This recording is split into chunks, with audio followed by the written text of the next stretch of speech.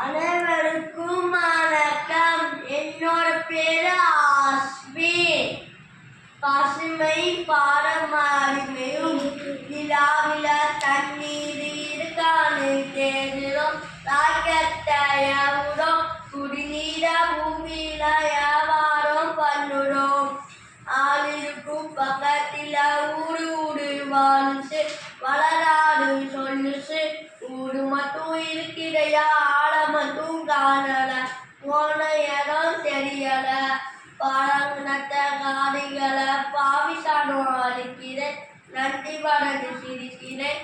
ஆடடிவா வசுக்கிட்டு ஆணவத்தில் வாழுறேன். மண்ணை கோட்டை தண்ணி எல்ல கோட்டை போடுற, வரம்பு கோட்டை வளர்க்கிற.